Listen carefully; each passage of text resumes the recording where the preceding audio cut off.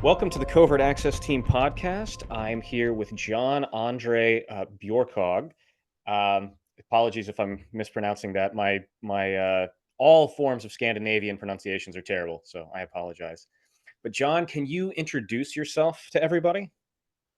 Yes, I can. And don't worry, it's about the name because it's really hard to pronounce for everyone except Norwegians. My name is John-André Bjørkhaug. I work as a penetration tester for a company here in Norway called Net Security. So I mainly focus on physical penetration testing and internal infrastructure testing. I'm originally an electronics engineer, focusing on wireless and telecommunication. But it's much more fun to break stuff than building stuff. Therefore, I like the pen testing and hacking instead. I've been doing penetration testing for 16 plus years. I started to work for the Norwegian National Security Authority in 2008 and worked for several companies after that. Yeah, that's a quick intro. Sure, that's excellent. You don't get a lot of people with that background, with a really hardcore electronics background, which is a really good way to come into. Which also makes sense. I saw on LinkedIn the other day you were weaponizing an access point, which is really slick. You used, if I remember correctly, you're using a power over Ethernet to hide a Raspberry Pi inside of a access point case, if I remember that correctly. Yeah, that's correct. That was a project of me and a colleague. He actually did the building, but we came up with the idea together. So it just took an old Cisco access point because we know there's a lot of Cisco access points around everywhere, and they all have the same mounting mechanism to the roof or to the wall. So I took this old one, stripped out the electronics inside it, and I put Raspberry Pi with a PoE board on it. That's awesome. Have you gotten to use it yet? Did you get to deploy it yet? Yeah, we used it on a ship actually. We just went through the halls next to the cabins on a ship. Just ripped down the original one and put up this, and we could work from our cabin over Wi-Fi and just attack the management network in the behind the access point. Okay, that's really interesting. I work with some ships. Can you kind of walk me through that? So you took off. So inside your cabin, you had an access point. You took that access point off. You put yours in. You plugged it in, and you're on their network. Yeah, is that Yeah, if I'm it was actually in the hallway outside the cabin, but yes, we just took down the original one and put up our access point instead, our rogue one. So then we fascinating? could connect to Wi-Fi to the Raspberry Pi, and the Raspberry Pi Ethernet connection was connected to the Ethernet to the network where the original access point was connected.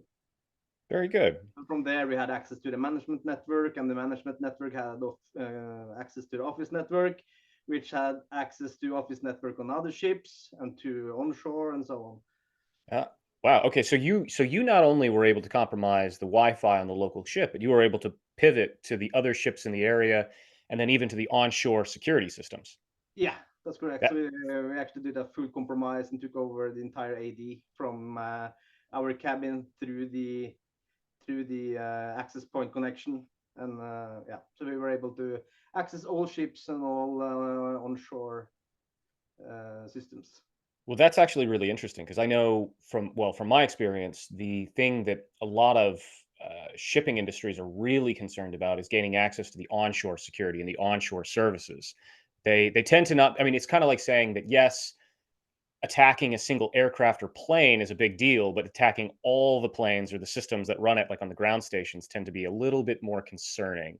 And it sounds like you were able to take over the entire AD, both the ship itself, but the onshore security services. That's actually really impressive, especially from such an interesting attack. Yeah, and this was a passenger ship, so it's really all the open areas are really exposed. That's very true. I won't ask which passenger ship, although I am curious. The So are you going after ships a lot, or what do you do on a normal day? What is your so up in Norway? What's your typical day to day operations? Are you doing more cyber, more physical? What are you guys up there normally doing?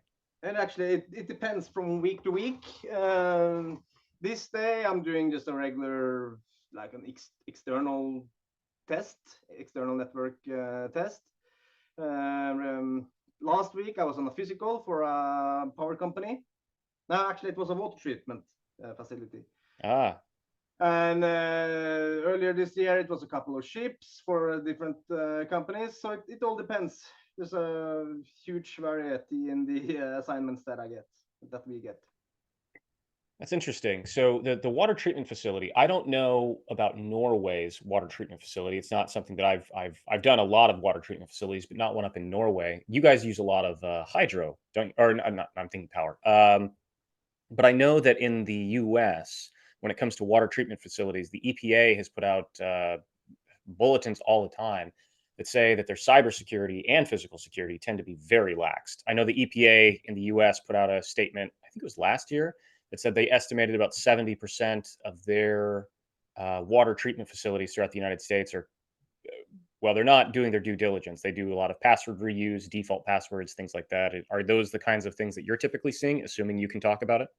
Yeah, when you come to the cyber, it is OT systems, SCADA systems, industrial control systems, and you see a lot of default passwords if you're able to get into that network.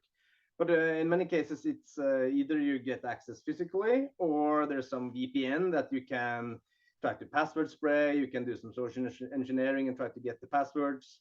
You can do some phishing and try to get credentials or so on. But the physical varies a lot. Some facilities are really secure and some are not. So it yeah, all depends on the training and how the people behave, the awareness of the employees. Like Yeah. last year, I was on one water treatment facility. There I was able to social engineer myself in just saying that I was from a telco company, doing some measurements on the mobile base stations inside the facility, and I was able to get in there quite easy. Last week, when I was on this test, we were not able to get access actually because the people were very aware. There was this outer gate, and people drove through that. They stopped on the inside, waiting for the gate to close, and the same when they went out. We were able to tailgate one car in. That was some third party something going into the area.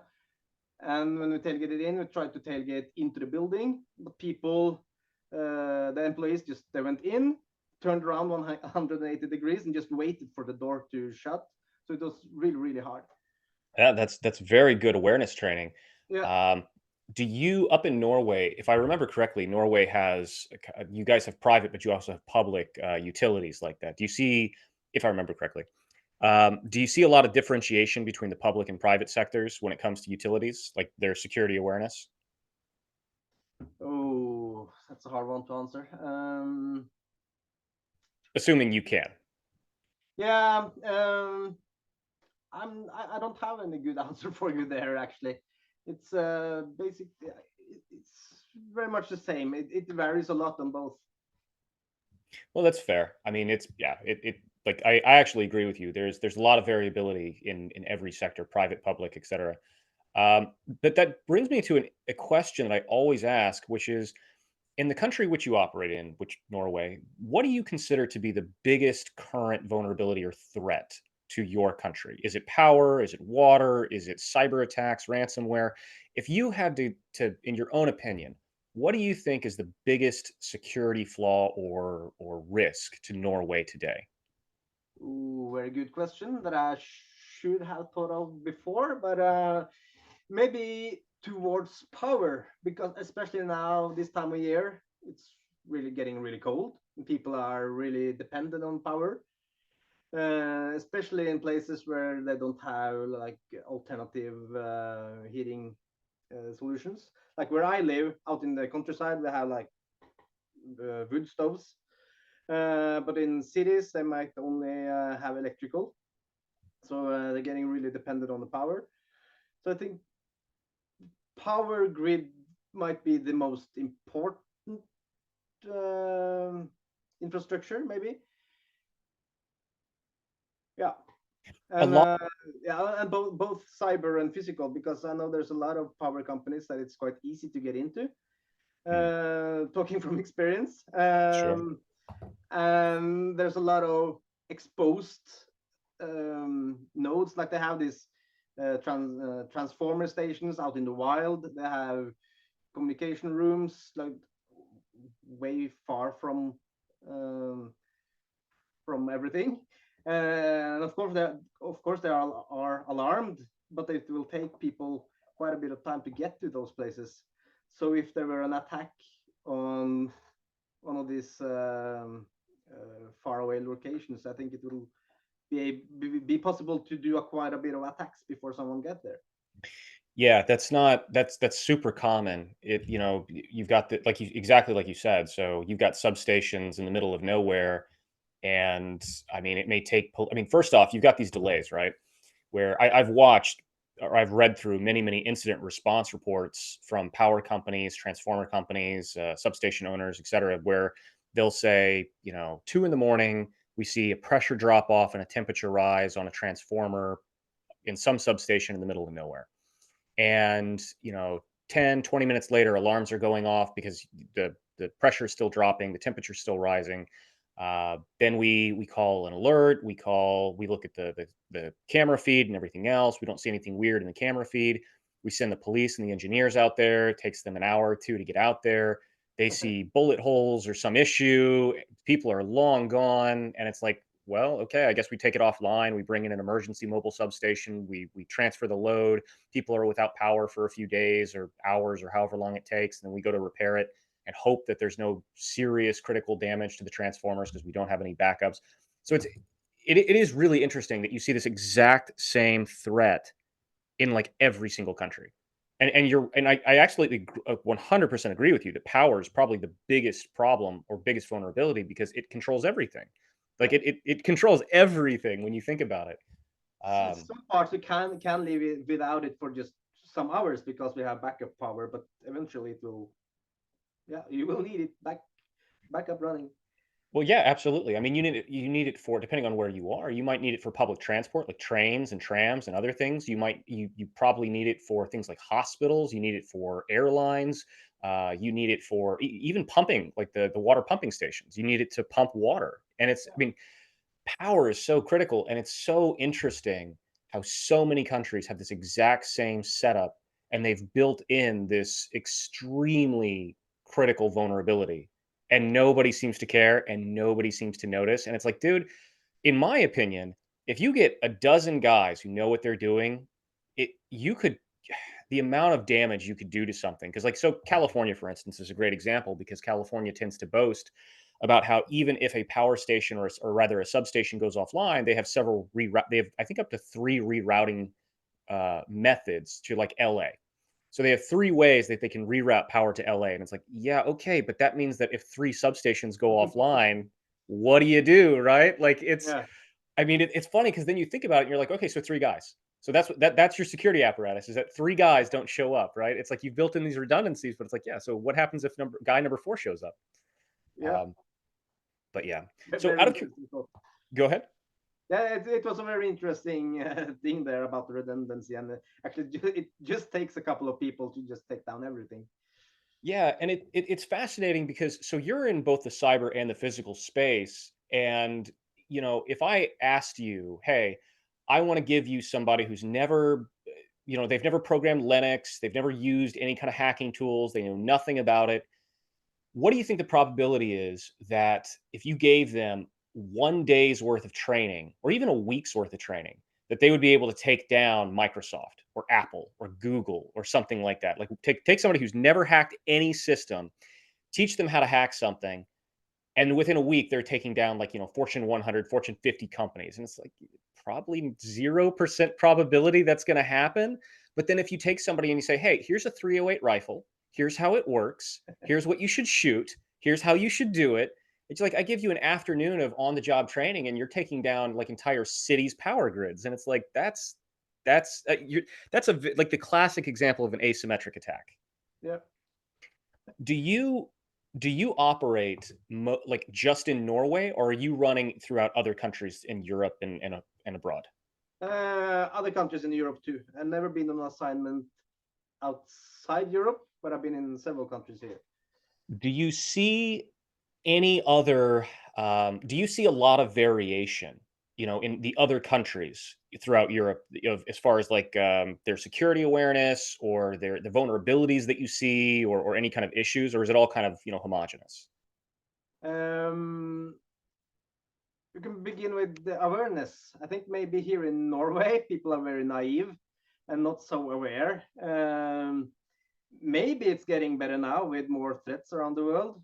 Um, but at least up until now, people are so naive and they don't think anything will happen to them or to their company.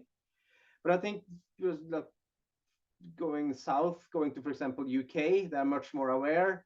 Um, I've been doing some testing there.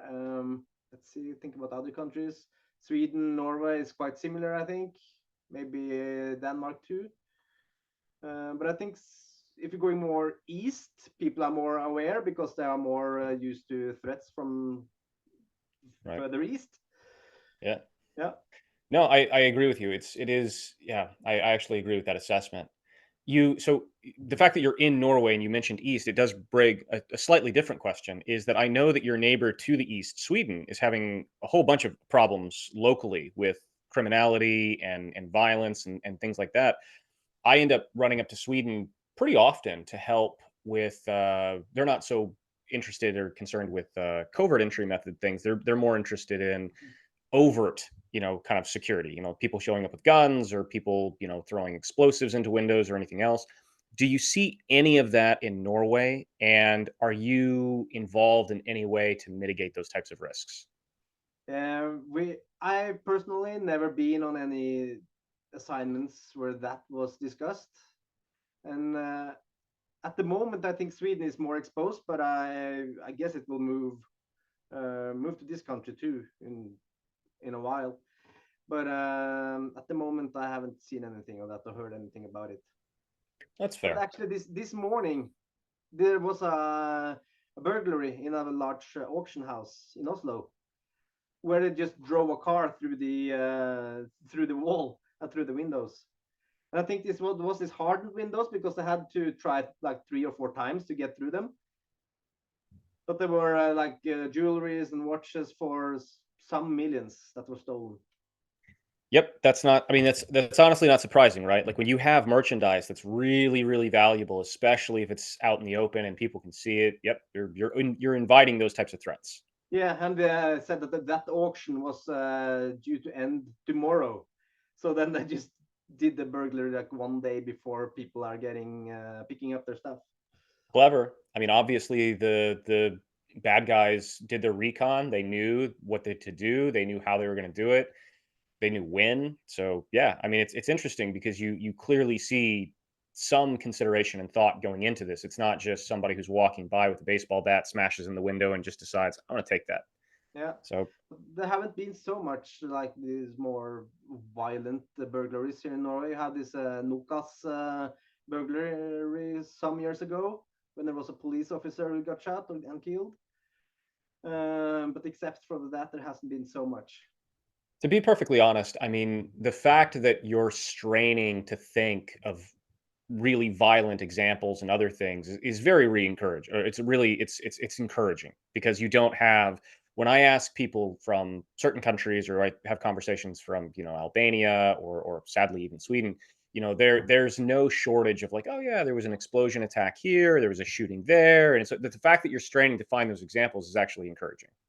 Yeah, hopefully it will keep that way. But yeah, I'm afraid of the future if it might change.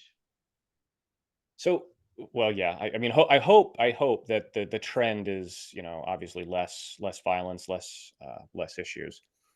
Out of curiosity, so you said that you've broken into quite a few power plants, and other businesses, even ships. What would you say is the largest physical security vulnerability that you see? Um, Is it poor access control? Is it like what would you say is the biggest flaw that people run? and that it's still possible to tailgate in so many places. It's probably the largest one, and also there's a lot of weak access control systems. Like a lot of companies still use like the good old EM 135, 125 kilohertz cards Mm. and MiFi Classic. Yep. So it's Yep. like 90%, maybe more, of the companies that I test, I see there's either EM cards or MiFi Classic. Yep. Yeah. The funny thing is that Europe as a whole seems to have navigated over to high frequency cards a lot better than the United States. When Yeah. I go back to the United States, it is nothing but, low frequency cards. I don't know why. Yeah, but it definitely seems to be more homogenous there to be low frequency. But you're definitely not wrong. I see a lot of the clonable cards and the insecure stuff here too. Yeah. Which gets me into a question. So you do a lot, given your background and what you do today, you do a lot of Wi-Fi and RFID hacking. You even gave a talk recently about RFID. What do you see on the horizon for RFID? So, for example, are you thinking that DesFire is going to be cracked any day? Do you think it's going to be, secure for the next few years? Because a lot of clients say, well, we want unclonable cards. Well, currently, that's probably going to be something DesFire related. But if that's the case, how do you see DesFire and similar cards as actually being long-term secure or short-term secure? Ooh, very good question. That is what I recommend too. Like if you have MiFi Classic, move to Desfire EV3 or EV4. It might be on the run too, but I don't see. It's very hard to predict, but I don't see Of they course. getting to be cracked in a short time. But I know there's a lot of work on RFID nowadays. It looks like the community is getting bigger and bigger. If you just visit the Iceman's channel on Proxmark, you can see how many people who are there. But it's yeah. What else should they choose? Like, there's nothing which is better either. So Oh, at least, yeah, no, I 100% agree. You're absolutely right. What else do they pick, right? But the yeah. problem is the interesting point about that question. I got asked this, I think Friday actually. I was dealing with a government representative, and he asked me this exact question. I thought I'd pose it to you because you're very big into the RFID space. He said, I encouraged him to transfer from, I think he was using MyFair Classic 4K on several government facilities. And I told him, I was like, look, one of the things, if you have the money and the budget for it, is you should consider doing exactly what you mentioned. Go to a high level DesFire. And he asked me the question point out. He said, well, what happens if tomorrow we budget for this, we do it, and then 2 months from now it gets compromised? What would you recommend us transfer to then? And I go, I don't know. I have no idea what I would recommend you transfer to in that case.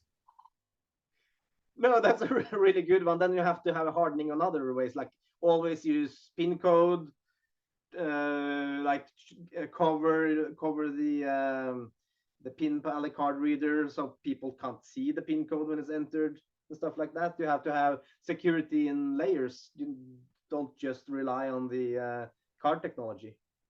Yeah, exactly. So no, yeah, that's exactly right. So out of curiosity, when you are running pen tests and the like, do you still see, WeGAN on the back end? Are people navigating over more to like OSDP version 2 encrypted comms and all that? Or is it still kind of everybody's using clock and data, WeGAN, et cetera? It's both.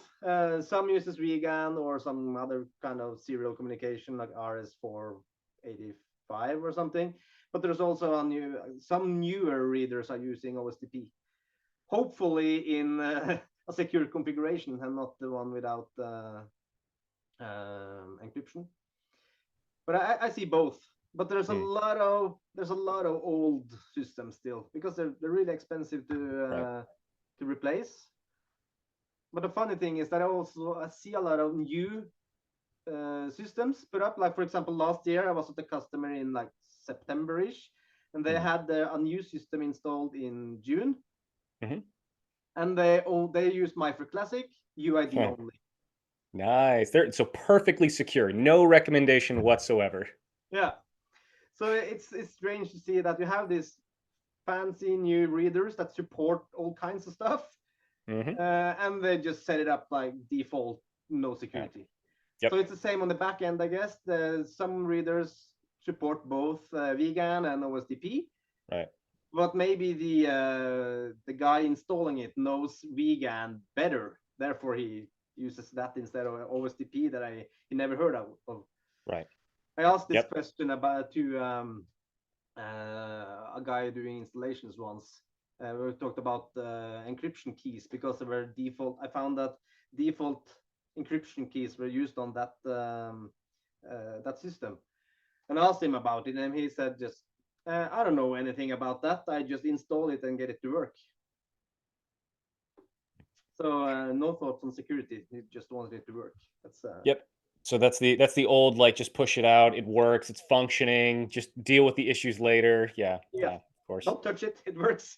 Exactly. So given that, do you see, that's actually really funny. Do you see a lot of legacy types of readers up in Norway?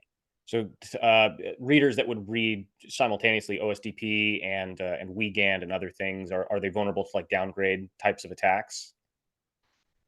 Um, Actually, I've never tried that, but there are readers supporting both low and high frequency, and the data on the if they're using high frequency cards, and they have encrypted sectors, but the encrypted data is like basically mag card data.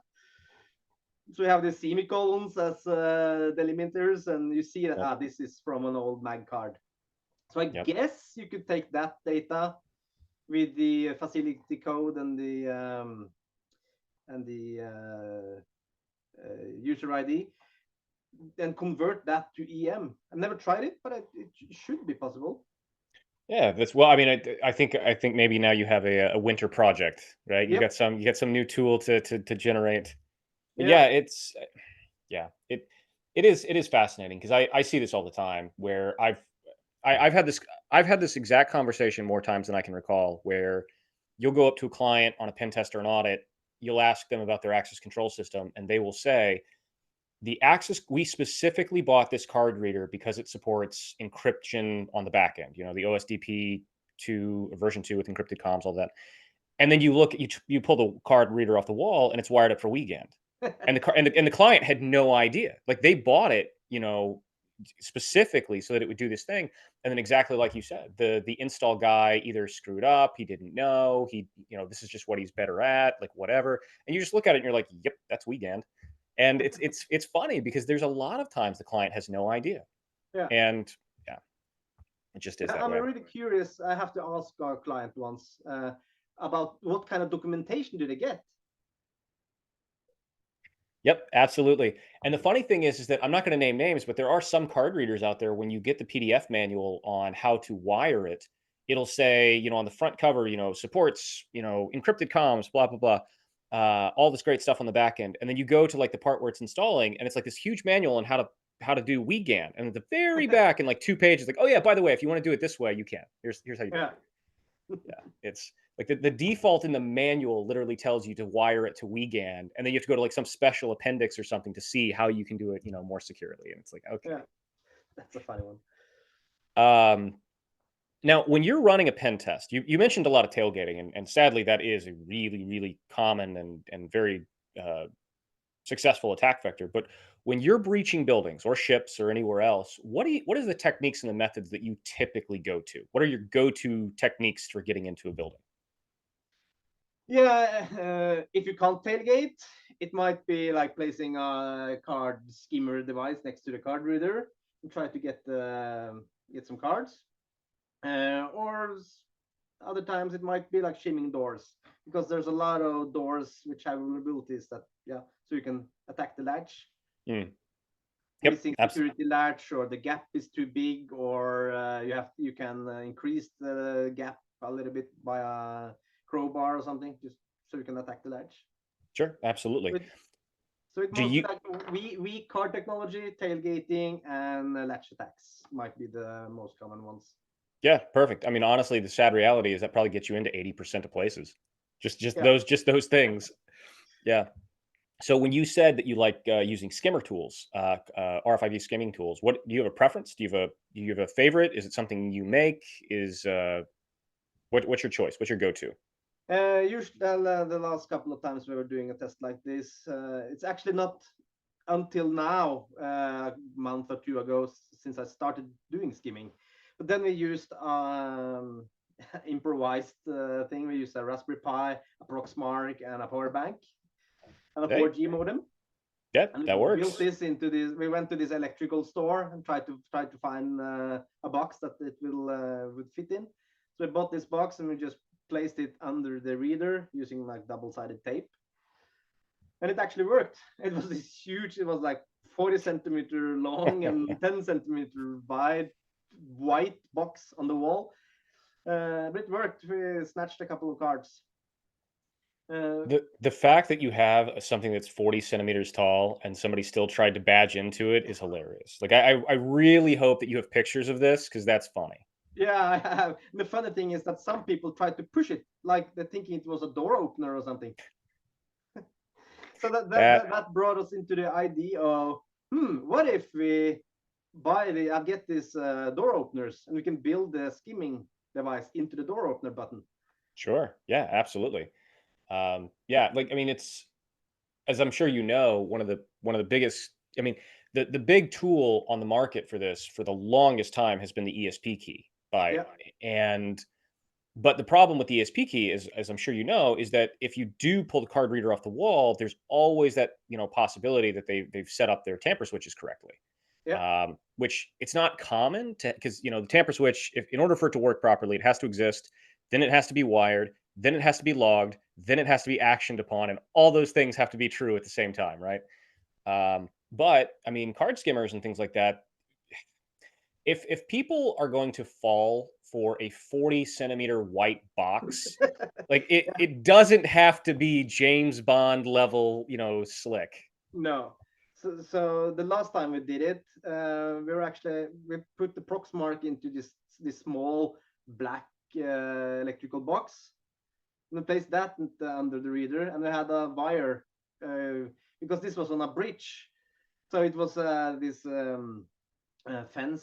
So we were able to put this big ass white box behind the fence, so no one saw that. So then we just had this small reader. But now I'm working on a device with a ESP32 and some NFC modules. So I'm trying to get this as small as possible, so I can just run it out of a 9-volt battery. And yeah, Very good. That's excellent. Please please keep everybody informed about the tools that you make. So I wasn't going to talk about this till the end, but I'll do it both times. So I know that you make a lot of gear, and I know that you make some gear, some shimming tools, and some other stuff. Is this something that you're considering making and maybe pushing onto like a commercial market? I make these shim tools, as you mentioned, and some traveler suit, some flat traveler suit, which I actually sell. I try to sell them, but my shop is like not going so well. The Shopify payment is higher than what I get from my shop. But just like to get it out to people and let them try it. So I tend to walk around conferences, and if I talk to people interested in physical security, I hand them some just so they can try out. Just as I gave you some earlier. Yeah, and I will say, so as somebody who's done physical breaching for a really long time at this, longer than I care to admit because I'm getting old. Uh, your tools are really, really good. They're very thin, but they're very strong and sturdy. I have used your hooks at least on a dozen engagements since you've given them to me. I keep one on my keychain now, the little one. I keep the large one in kind of my little emergency go bag of like, okay, I've got a last minute assignment, just grab the bag and go. There. So anybody who's listening to this, if you're in the market for a hook, it's what he's selling is they're very very slim, they're very very sturdy, and they're really good at grabbing latches. So I strongly encourage you to consider it if especially if you're in Europe, because then it's you're not going across the seas. But yeah, they're very very good products. Yeah, thank you very much for the good words. I make them out of like hand saw blades because they're very flexible and good steel, like spring steel. Yeah, and the surprising thing is just that despite the fact that I have little hooks now on my keychain, I still don't get stopped at airports and such. Hmm. You put those things on, like, at this point, my keychain has all this kind of weird, crazy stuff on it, and still, you just toss the keys on a little conveyor belt at the TSA checkpoints, and they're like, "Nah, okay." Yeah, that surprises me too. I've been on a lot of airports, including US, with my keychain, which has yeah stuff like yours, and also my wallet, which have a couple of lock picks and some shim tools, and even the traveler's hook that you mentioned. It's flat, but it's kind of pointy, so you could do some damage with it. So Yep. it The surprises only me. time that I got hit recently was I was coming back from an engagement and I had a tubular lockpick in my carry bag and I forgot that it was in there and they pulled it out and they actually thought it was like a detonator or something because like they were looking at it like what the because it had the little red cap on it and I was like they were looking at it like really concerned. It's like no it does this thing. That's not what it is. Um, but so like me, you've been doing this for a long time. But if somebody in Norway or Europe or anywhere else wanted to get into this now, what would you recommend to them? So say you've got some new guy, he's fresh out of college or whatever, and he's like, I really want to get into physical pen testing. What would you recommend? How would you recommend going about it? Ooh, nowadays there's so many YouTube videos, and you have podcasts like this, and you have Discord channels where you can discuss stuff. But so you can learn a lot from there. But also you need to learn at least some basics in mechanics and electronics, Yeah.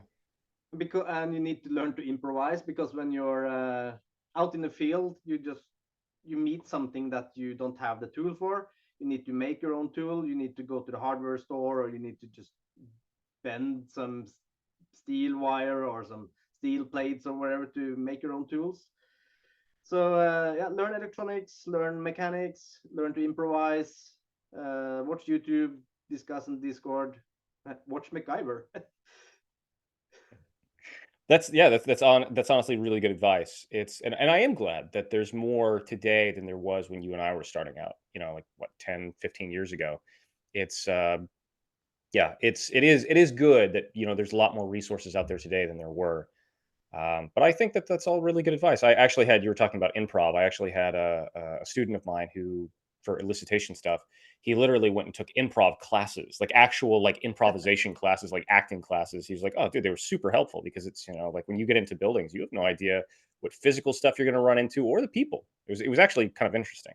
Yeah, Um, you have done that too, haven't you? I thought Yep. you mentioned Yes, that. I have. I have definitely done a lot of improv classes and I've done a lot of I wouldn't say acting classes because that seems more formal, but I've done a lot of, classes on how to act and how to improv and all that kind of stuff because it's really helpful. It's really really useful to be able to just like you said, whether it's improving by making a tool or improving with, social engineering or anything else, it's you're going to have to think on your feet much Yeah, more so than you will through the cyber. When you're sitting at your house on the internet, doing some pen test over the, web app or something, you don't typically have that, somebody's approached you and be like, dude, I don't know who you are. Who are you? You don't have that. So there's a lot less stress.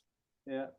And you never know what kind of information, what kind of knowledge you get to use when you're on especially on a physical test, because you might end up talking about some very strange things with someone just to Yep. mm, get to know them.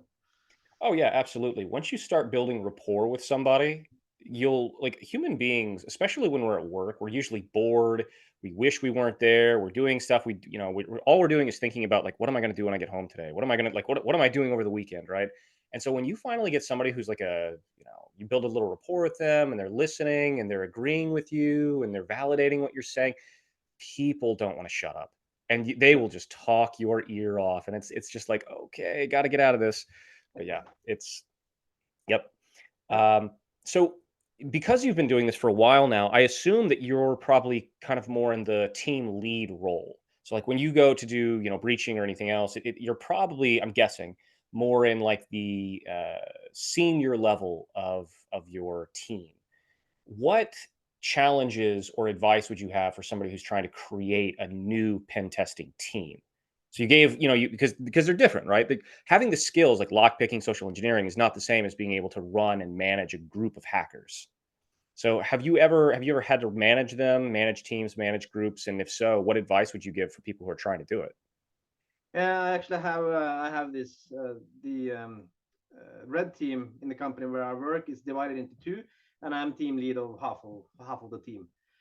Um, but the team lead thing for me is not so much of work. So I mostly do the hands-on testing still, luckily, Nice. and Nice. hopefully I will keep doing that. And for the physical part, it's mostly me and one guy doing it.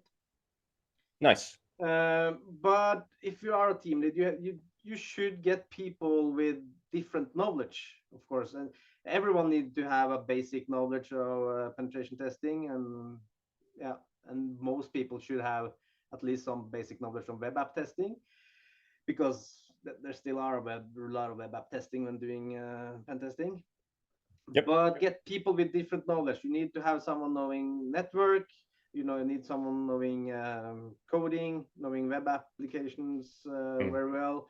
Someone knowing Active Directory. Someone knowing Linux. Um, so you need to have like specialists and maybe have some people focusing on different areas.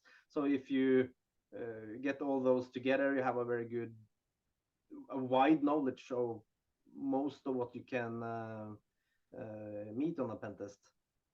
Yeah, And I also think when that's you get to the physical part, like having someone with, as I mentioned earlier, mechanical and electronics background is really good. sure. Yeah, I 100% agree with that. It's yeah, having a good team around you with all different skill sets and abilities is super super helpful. Yeah. Um, yeah, you don't have to be the best at everything, but you do need to have people around you who can, give you support and who might know. So yeah, I think that's really good advice. Going back to, so you operate in Norway probably way more than I do. I'm bouncing around all the time, but what unique, if any, what unique challenges do you find operating in Norway? Ooh, what can be unique? Let's see. Now it's getting really cold, especially when you're doing a physical test. The cold weather can be a challenge. Sure. You need to dress well, and also when you have snow, like if you're doing reconnaissance around the company, you're driving or you're walking around the area, you will leave tracks, Yep. which is a challenge. And also when it's really really cold, you have this snow which makes a lot of sound uh, when you step on it. yep. So and and in summertime it's really light at night, so it's not so easy to hide. Ah, that's a good point. Yeah, you're above the Arctic Circle. Yeah, that's, well, close to it. Yeah, that's a good point. Yeah, so especially when doing physical, it's the cold winters and the light all day in the summertime, which might be the most challenging. Interesting. What do you think, up in Norway or in general, what do you think the clients, when you're doing physical pen testing, what do you think the clients' biggest needs are? So, like for me, an argument that I always hear is, well, we don't have a big security budget for physical, but I see that there's a lot of vulnerabilities. So we want you to come in, scare the board of directors, and then next year, hopefully, they'll give us a bigger budget.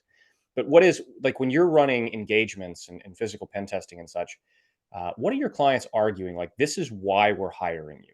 Are they doing it for increasing security, increasing budgets? Like, what is it that they're doing? What are they telling you? So it's varying a lot.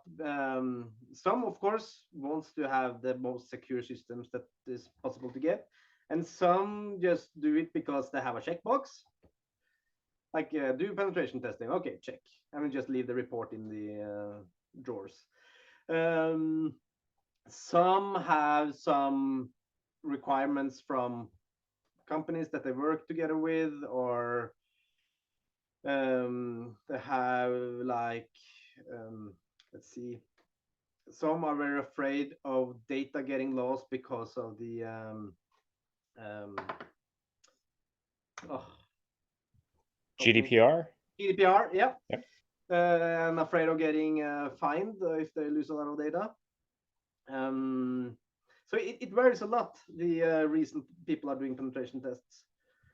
But I think at least for the physical part, people maybe are getting more and more afraid of things that are happening in the world.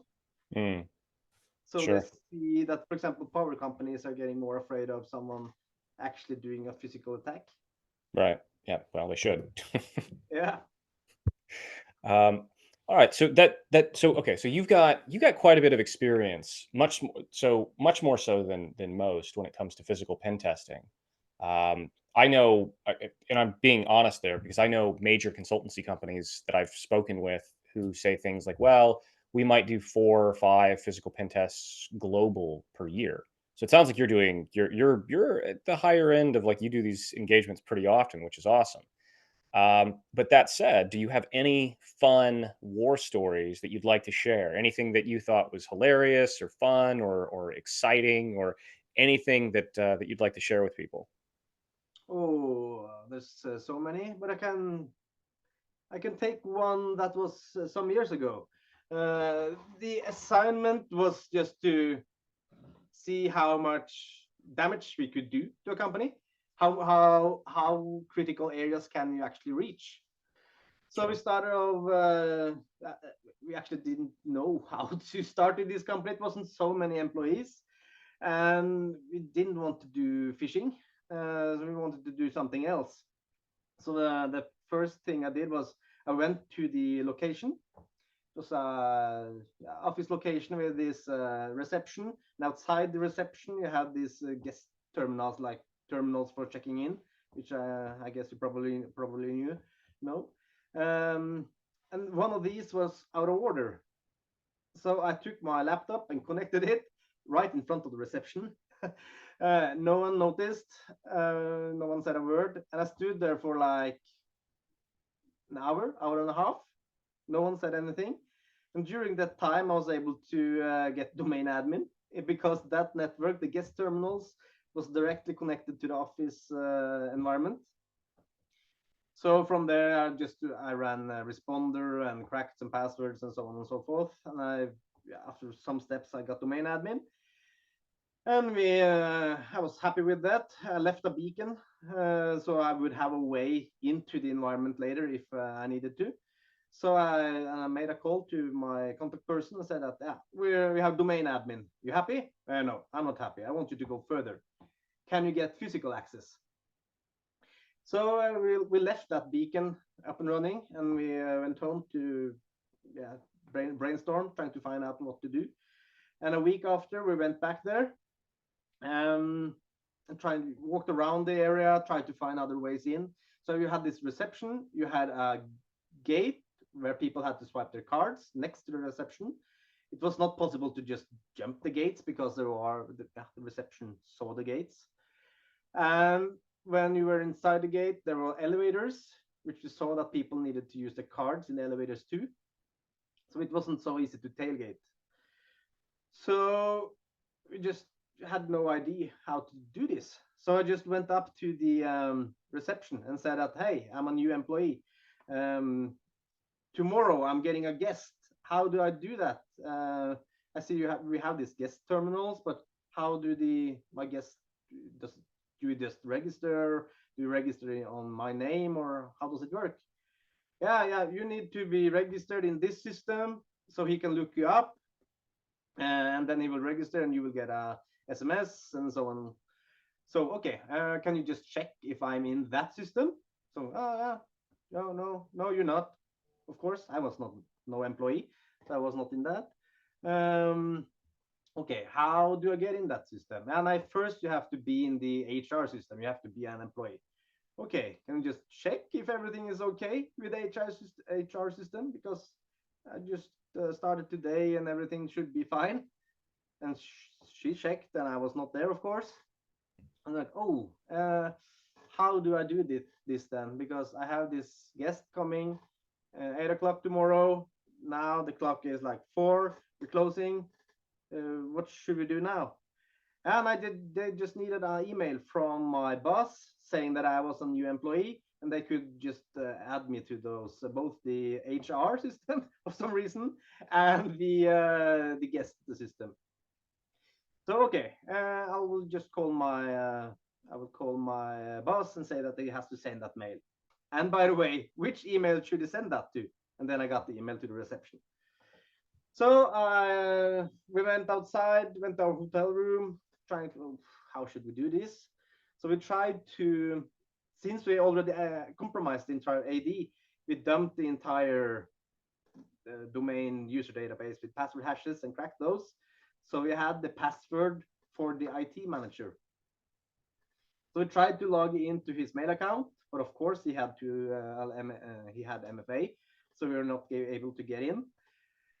But this guy, he had his last name was kind of strange. There were some, it was a Eastern European name, I think, with some letters are, strange order. So we just made this new user with a last name which was quite similar. We just switched a couple of letters, and we sent an email to the reception using that account. And Clever. then saying that John-André Bjørkhaug is a new employee. He is a member of my team, and he needs an access card with access to those and those areas, similar to this other colleague of him. So the day after, a bit before 8, because I knew the reception opened like in half an hour before. So I went to the reception and, did you get an email? Yeah, they got this email from that guy. So they just asked, yeah, it will take a time before everything is okay, but I can make you an access card. So you can come back later today. We can take photos and all that for your real card, but now you can just get a temporary card. So they made this card, physical access everywhere. They gave me my PIN code and handed me the card, and just sent an SMS to my colleague and said that I'm registered. You can come as a guest now. So I just went around, hiding around the corner. He went, registered, got his like this sticker badge as a guest. I got the SMS. I went up to him, shook his hand like I never met him before. And we went to the first gate before the elevators, swiped my card. Really nervous. This was the first time I tried the card, and it worked. I went inside. Then Nice. into the elevator, card work up to the correct floor. So then we were inside, and you just started moving around, taking photos of each other just to prove that we have been there. Walked up to this woman sitting by a computer and said, I'm from IT, and it looks like you're having some problems logging in. So yeah, there was something strange with her computer. Just how can I just type some commands? And she let me. I opened up a CMD and just and took a photo of her screen just to show that I had the access. We moved more around, and we wanted to get to the server room because I knew that my card probably had access, but I had no idea where the server room was. So I went down to reception, asked for the server room. They pointed me in the right direction. We went there, into the server room. Card worked, took some photos, and then left. Called my contact person and told the story, and they were happy.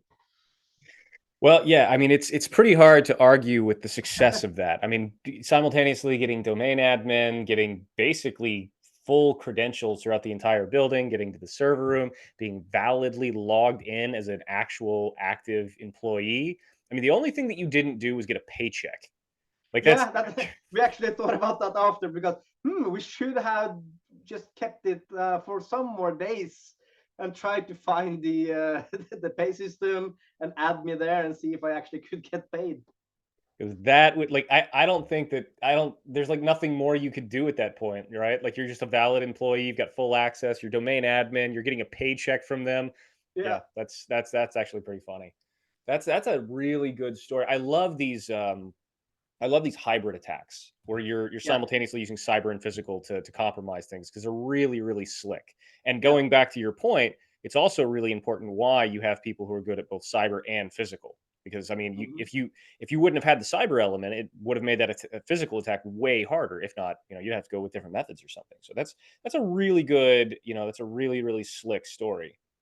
But Yeah, that go we've ahead. done this hybrid attacks several times, and the last I won't tell that story now because it's too long. But on a test like a month ago, we were able to first compromise AD, then we compromised the access control management system. Then we were able to swipe some cards, which we then can upgrade and get access to the server rooms. That's again, that's really good. Yeah. One of the things that I typically tell people is look, you should play to your strength. When you're trying to break into something, if you're really, really good at social engineering, but your cyber skills are lacking, lean more into the social engineering side. But just ideally have somebody with you who can complement you. Like have somebody on there who's good at cyber and you're good at social engineering and vice versa. But Yeah. this was probably one of the best stories that I've heard in quite a while because you were able to leverage pretty much everything. Like I said, I mean, you completely owned that company. So there really isn't anything else you could have done aside from Well, jokingly get a paycheck. But yeah, it was a fun one. yeah, for sure. Now that said, the inevitable question that your client almost assuredly asked you at the end of that engagement is, how do we fix this? Yeah. First of all, don't let the receptionist the receptionist should not be that naive. And don't let the receptionist be able to put people into HR, and they should like ask more questions. Yep, yes. There's no reason why Sally and HR should have the ability to create IT admins in the system. Like Oh, it, that's ridiculous, right? Like why? Why do you need that ability? This is no different than being on an internal network and giving everybody from the CEO to the intern domain admin. Why oh did yeah, you do that? yeah. Oh, that's a good story though. I really like it. Do It is. you how do I want to say this? Do you have you don't have to go through the stories, but do you use hybrid approaches more often than not when you're doing physical engagements, or is that more of kind of like a rarity? It depends on what we need, because as I mentioned the other story too, where we were able to do this hybrid attack, but it's not so often. um, because it's not so often that we are able to do this full scale red team test. It's like someone orders an internal test, someone orders a physical test. It's not so often that we have these people ordering like, here's the goal, get there, by all means, like do whatever you want. It's too rare. I would like that it would be more often that we have these options.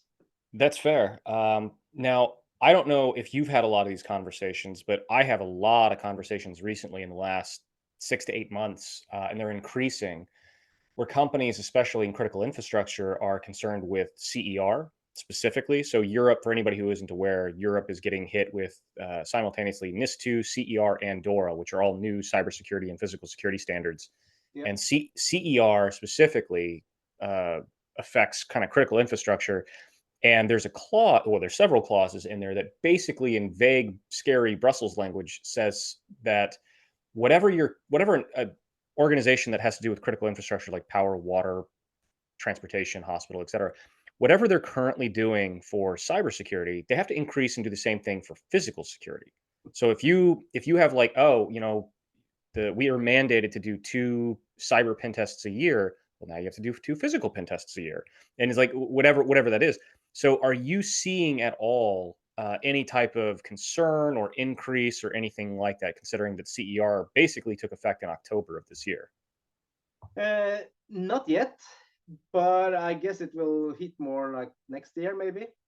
Yeah, yeah. I know that in Denmark, they kind of kicked the can down the road, and they're like, "Well, it took effect in October, but we're gonna spend a few months figuring out how that affects us here." And I'm sure that most countries are kind of doing the same thing. Yeah, But and I'm not sure how it will work out here in Norway. I know that we will need to use some of those, but maybe there's something other because we're not part of EU. I'm not sure. yeah, that's a very good point. With Norway having that kind of unique status, they're like what do you call it? It's you're like EU light, where you have some rules and regulations but not others. It's a Yeah, weird. we have all the bad rules and none of the good good rules. Fair enough. Okay. So what that's I've never heard anyone describe the Norway's relationship with the EU that way, but that's kind of funny. It's maybe only my point of view, but yeah. Oh no, you're not. I mean, you're not wrong. I've heard people in Switzerland say the exact opposite. They're like they have all the best stuff and none of the bad stuff. Uh, Yeah. yeah. But that said, I agree with you. I think that a lot of organizations need to increase, auditing and pen testing and all that kind of stuff for a whole lot of reasons. But But out of curiosity, so when you're running your company, are you in any way connected to the sales department? Are you helping with the sales at all? Yeah, we help them out a lot. We have meetings with the customers. We help them write the offers because many of our tests are really like a lot of tests are custom, so we have to write the text specific for the customers. Okay. Um, we also sometimes have sales after the report is finished. We go through the report with the salespersons, and sometimes the salespersons want to attend the presentation meetings, and yeah, so we have a lot to do with the sales. Perfect. So when you're dealing with sales, why do you think that organizations should do physical pen testing? So if you're trying to tell the sales guys, they're like, dude, I'm trying really hard. Like, what's the motivation here? What should we tell the clients when they ask why should we buy this product? Yeah, sometimes I just simplify it a lot because um, it doesn't matter how much cybersecurity you have. You can have all these next generation firewalls, hardened your AD. Everyone is aware of phishing campaigns, mail wash systems, and so on and so forth. It doesn't matter how much you have used on that if someone just can walk into your server room and just pick up a server and walk out of there, Yep. or place That's keyloggers on every keyboard. So yeah, Yep. That's yes. I say when I it's funny you say it that way because I say almost exactly the same thing to clients. It's like, look, if you have no physical security, you have no cybersecurity. It doesn't exist. It doesn't matter how much you spend on it or how many people you have in your SOC. If you've got like a rear screen gate for a rear door that goes into your server room, like you have no cybersecurity. Because like you said, you can just walk in and plug anything you want in yeah. or leave with something. Yeah. But that said, when you make these pitches, what is the pushback that you and your company get most from clients? So you say, "Hey, here's why I think you should do this." The client says no, and here's why. What's the biggest pushback that you're getting? Oh, it depends, but some says that no one will do that. No one will actually go here physically and break in. Why should they do that? We're more worried about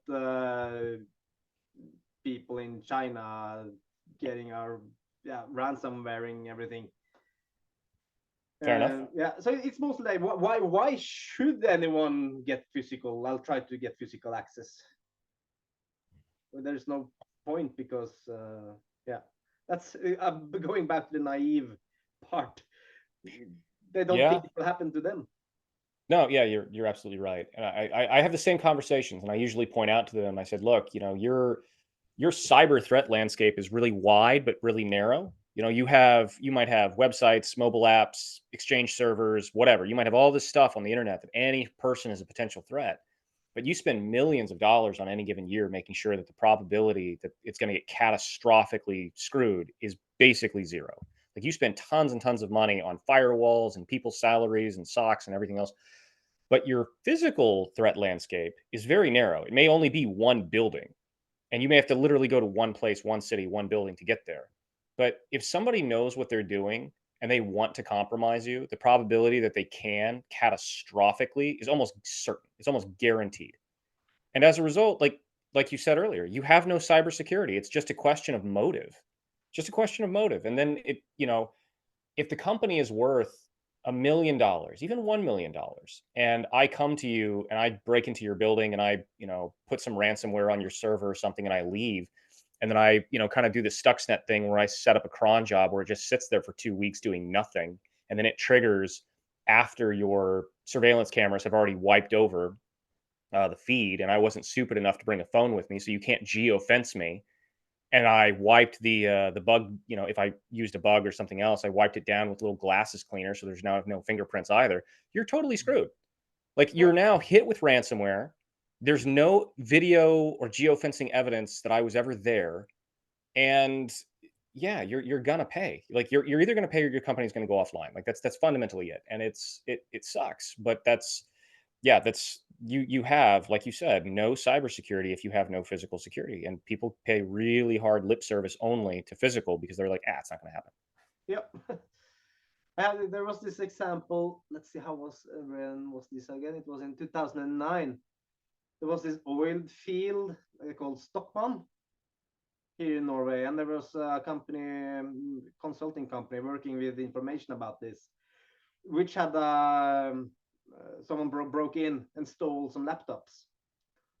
I will send it to you afterwards because it's really interesting. He just uses a couple of seconds to get in the door, goes inside, steal laptops, and out of the door in under a minute. Yep. It's Sounds really right. targeted.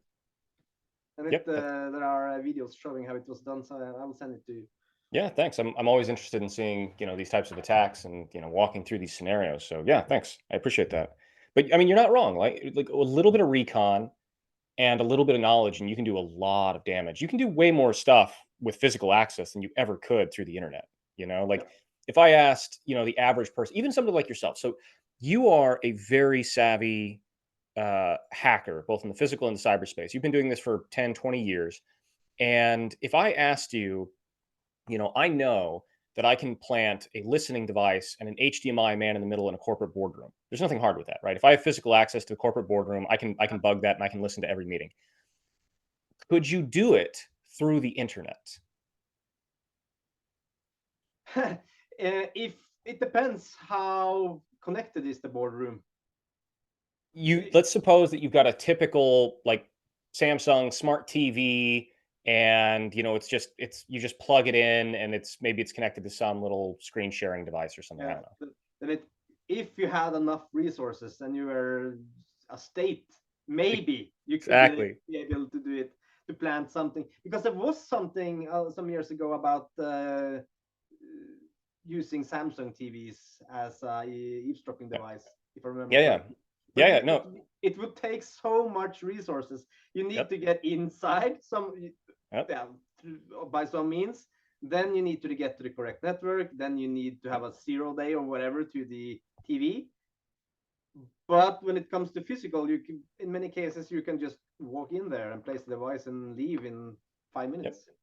Exactly. And that's something that I try to tell clients all the time is like, look, kind of going back to what I said earlier. If I took an average person who's never hacked anything in their life and I said, "Hey, I want you to create 0 days to break into Google headquarters and steal something really sensitive." There's no hope that I can take the average person and train them to do that. Nation states have problems doing that. Yep. If nation states could easily break into Google, all of Google's source code and projects would be in China right now. They all would, right? You'd be seeing, variations of it, all the time. But the thing is that I can take the average person and just give them a week, 2 weeks of training, and they're physically breaking into Google headquarters or other things. And I'm not picking on Google; it's any major company or any company. And it's like, and that's the disparity. Like, it's not because you are literally James Bond. It's because like they aren't prepared for these types of attacks, and as a result, with enough knowledge and skill, you can break into just about anywhere. And it's ridiculous. Yeah. But yeah, so one thing that I wanted to ask you is now I kind of touched on this a little while ago, but you're making your own gear, and as we mentioned, you're making some shims and some hooks, and I personally attest to it. So especially if you're in Europe, reach out to John because he's got some really really good stuff. I really really encourage you, and that's not just me saying it because you're on the podcast. It's like I actually use your gear. Thank I you. keep them on my keychain. I keep them in my go bag. They're really slick, but can you tell people where they could find your gear, kind of what you sell, if you have any future plans to sell new gear or anything like that? Yeah, I have this small web shop that I mentioned. It's not nice and shiny, but it works. Popthatdoor.com. Very It- easy. It's it's a very uh, fitting website name. So well done. Yeah, that was what I was trying to do when I kind of came up with the domain name. So I have this, yeah, the shims, the traveler's hook. I have some bump keys, especially for Scandinavian keys. Uh, let's see what else do I sell there. Yeah, I have this. Oh, what's it called again? For padlocks when you attack the when it's not. Uh, Oh, you're talking like shims yeah, for like not the shims, but the shank. Oh, okay, yeah, sure. Yeah, yeah. Mhm. So I Yep. make these. Yeah, and I also, as I mentioned earlier, I'm working on this RFID skimming device. which may be put up there because I think a lot of those skimming devices that you find available now, they're really expensive. So I'm Sure. trying to make this as cheap as possible. So Fair. maybe I will put it up there, or just make it open source. Sure. Yeah, trying to weigh that.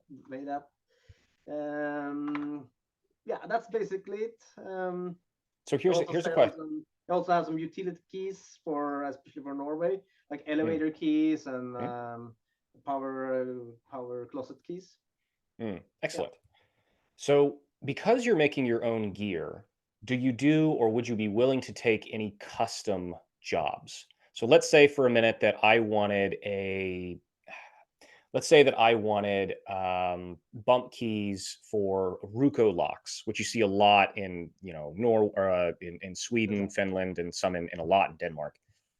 Would you be willing to do something like that? Would you take jobs on the side or anything like that? Yeah, yeah, I can try at least. So there was this guy from your Discord channel who asked me about something earlier, which I'm working on. I'm just trying to get some materials. No, yeah, But absolutely. bump keys is no problem. I have my own filing machine, and I'll duplicate it. Nice. Yeah. Nice. There is a lot of I will test that there's a lot of pen testing groups out there, especially physical ones, that need basically their own Q branch.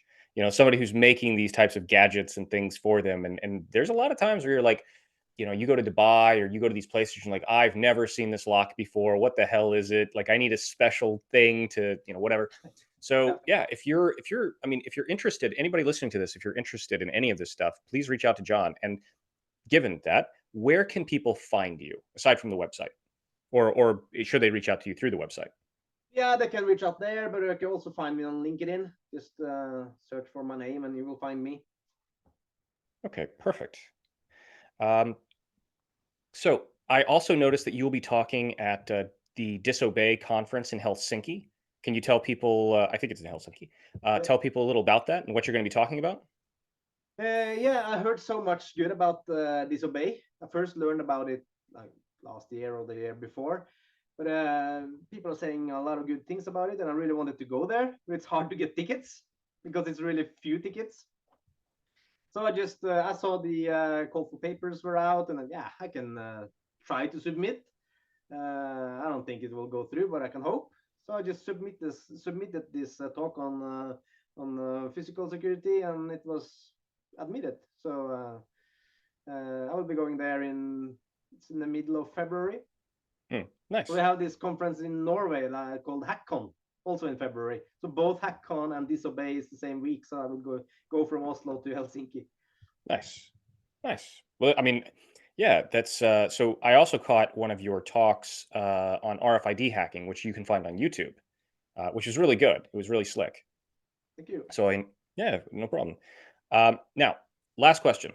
I stole this basically from the trigonometry guys because I think that it's a really good question. But a mutated question, but if you had the ear of any of all the governments and all the corporations in the world today, and they were listening to you, Oh, what advice would you give them as far as security is concerned? whoa, that's a hard question coming out of nowhere. Yeah, um, be prepared. So if be, you, yeah, so I mean, like it's one of those things that, yeah, I'm basically just padding this out, giving you a few seconds. But if you could ask anybody or tell anybody, hey, look, this is what I think that your vulnerabilities are. This is what I think you should be doing. This is the chief vulnerability you should be concerned about. Whatever advice you would give to organizations and governments around the world.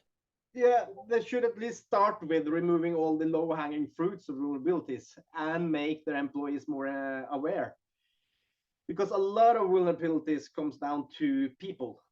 Either if it's people making it possible to tailgate, people opening doors, or there's people writing shitty code, or there's people doing misconfigurations when they're setting up, for example, access control systems. So um, give more thought to the people, maybe, and don't trust technology all the time. Yeah, I mean, you're not wrong, man, but it is kind of funny to hear technology people say that. It's always entertaining. But But that actually, so you mentioned several times some stories and some instances where tailgating was possible. You told a war story about just basically walking up in front of the receptionist to a broken terminal machine and getting domain admin and leaving beacons behind. So employee engagement and employee awareness, I 100% agree with you that that's critical. How would you tell companies to actually get them engaged? How do you, like, how would, if you could give them advice on, look, this is how employees are not engaged, they don't care. I can walk up in front of reception and say, "Hi, I'm Bob, the new guy. Can you just give me IT admin rights, please?" And they'd be like, "Yeah, sure, sounds good." Um, how do you encourage them to actually care about this and stop doing it? Um, let's see. When we are doing physical tests or doing penetration tests, I think it's important that not only the management or the IT manager or whatever knows about it. It should be informed about in the entire organization, both that it has been done penetration testing and also the results, how people got in, and yeah, just teach people that it's possible to get in, that they should be aware. Also, on many physical tests where we actually have been caught, I hear afterwards that there's a lot of talking about it in the hallways, and people, I caught that guy, and people are thinking, I'm not going to be the person letting someone in here later. So I think actually getting caught or getting pushing it on a physical test, pushing it till we actually get caught might be a good value for the customers, because that will make them have something to talk about.